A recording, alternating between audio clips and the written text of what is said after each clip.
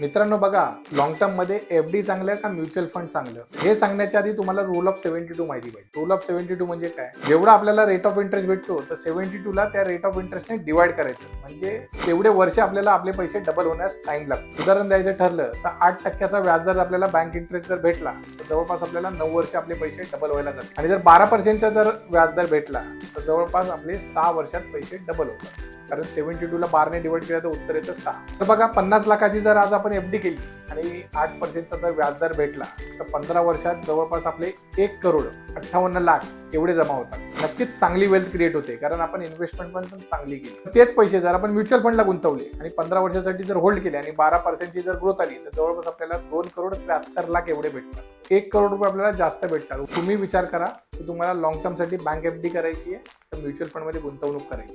ह्याच्याबद्दल जर तुम्हाला अजून काही माहिती हवी असल्यास दिलेल्या नंबर तुम्ही मला संपर्क साधा.